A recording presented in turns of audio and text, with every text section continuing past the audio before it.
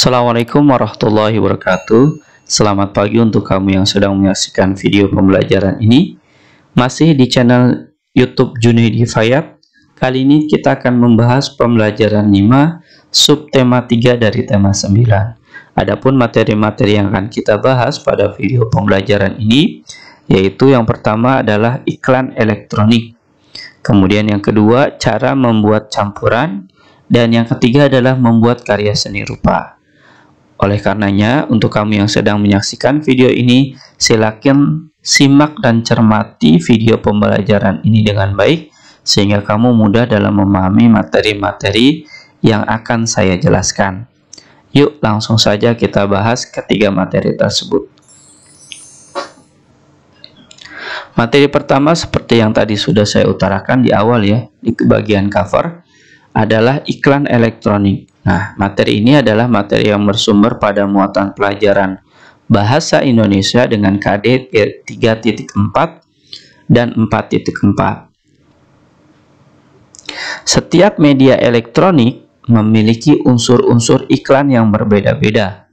Unsur-unsur tersebut membuat iklan elektronik untuk sebuah produk yang sama dapat memiliki perbedaan isi dan penyampaian dalam media elektronik yang berbeda. Maksudnya apa? Maksudnya ketika kamu mau mendengar ya, atau mendengar iklan tentang pasta gigi, antara kamu mendengarnya dengan media radio dan televisi, itu memiliki perbedaan isi dan penyampaian yang berbeda antara di televisi dengan di radio. Maksudnya seperti itu.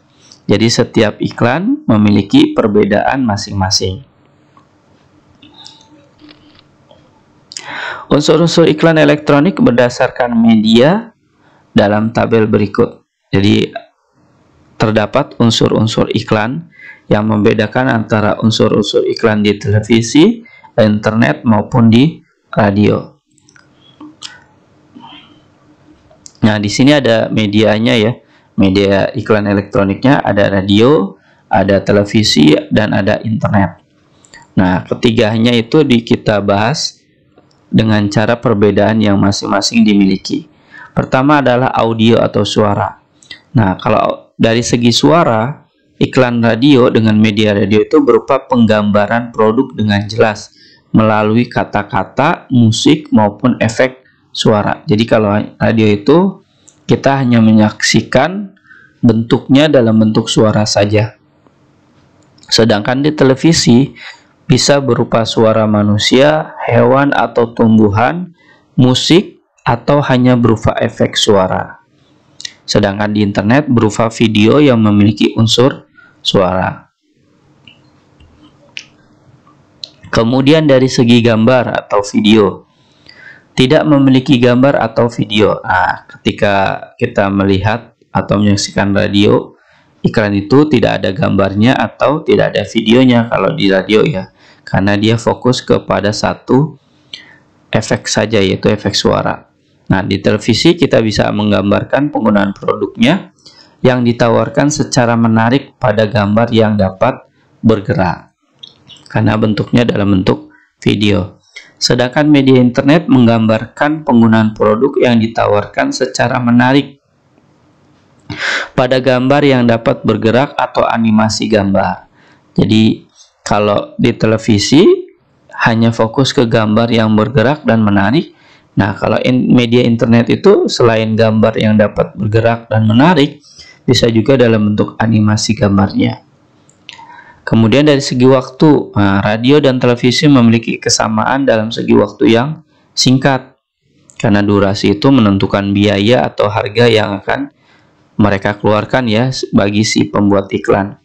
Sedangkan di media internet dapat disampaikan dalam waktu yang singkat atau diletakkan pada posisi tertentu dalam halaman web.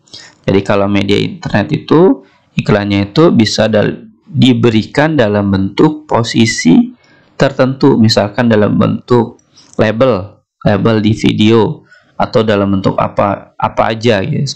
Banyak pilihannya dan banyak yang kita temui ketika iklan itu di media internet.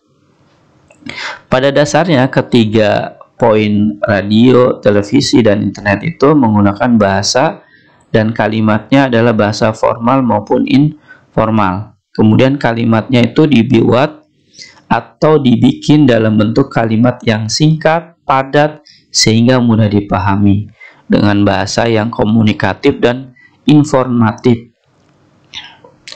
Dan yang paling penting adalah menarik, karena iklan yang kita biasa terima atau kita dapatkan di radio, di televisi, maupun di internet, walaupun kita berulang-ulang kali menerima atau menyaksikan iklan tersebut, itu kita tidak mengalami yang namanya kebosanan, sehingga iklan yang kita peroleh itu pada dasarnya adalah iklan yang menarik. Nah, ini adalah bagian unsur-unsur iklan elektronik berdasarkan medianya, baik radio, televisi, maupun internet. Jadi ada suara, ada gambar, dan ada tulisan ya.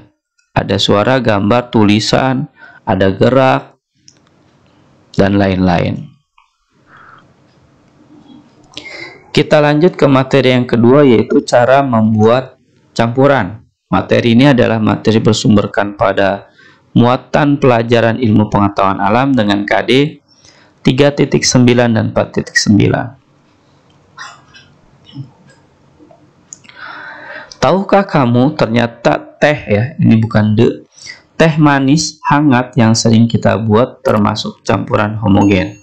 Jadi secara nggak langsung tuh kita dalam kehidupan kita sehari-hari, ketika kita mau membuat teh, baik itu teh manis hangat atau dingin, itu pada dasarnya kita sudah buat suatu campuran yang sifatnya adalah homogen. Sedangkan es teh yang berisi butiran es termasuk campuran heterogen. Jadi kalau homogen itu teh manis hangat yang terdiri dari teh, air, dan gula. Sedangkan kalau kita mau menambahkan dengan butiran batu es, maka jadilah campuran heterogen. Mengapa demikian? Karena teh manis hangat tersusun dari gula pasir dan air teh. Nah, ini syarat utama atau minimal dari campuran homogen, yaitu terdiri dari gula pasir dan air teh. Campuran gula pasir dan air teh tercampur dengan sempurna, sehingga tidak dapat dipisahkan dengan tangan. Nah, ketika si gula pasir dan air teh itu bercampur dan kemudian kita aduk, maka dia akan bercampurnya secara sempurna, tidak dapat dipisahkan kembali walaupun kita menggunakan tangan yang kita miliki. Maka dari itu, teh manis hangat merupakan campuran homogen atau larutan. Nah, jadi nama lain dari campuran homogen itu adalah larutan. Sedangkan es teh manis dingin, es teh manis dingin tersusun dari teh manis hangat yang diberi butiran es. Ini tulisan tehnya itu jadi de ya, karena masih otomatik dalam penulisan. Butiran es penyusun es teh manis dapat dipisahkan dengan tangan dari air tehnya. Jadi kalau sebelumnya kan kita memiliki teh hangat yang sudah terlarut gulanya, kemudian kita kasih es di dalamnya, jadilah campuran heterogen. Kemudian esnya kita ambil lagi. Nah, karena bisa diambil lagi, maka es teh manis yang kita buat tersebut itu merupakan campuran heterogen atau suspensi. Nah, mudah sekali ya cara kita membuat campuran dalam kehidupan kita sehari-hari, baik es teh manis maupun susu ya, susu manis, susu kental manis, baik itu dingin ataupun hangat. Dan ini adalah salah satu contoh dari sekian banyak kita secara nggak langsung tuh sudah melakukan atau membuat campuran di kehidupan kita sehari-hari. Kemudian kita lanjutkan ke materi yang ketiga, yaitu membuat karya seni rupa.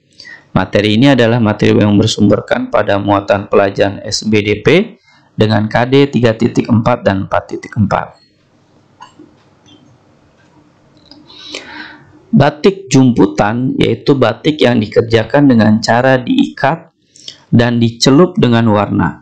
Tidak seperti batik tulis.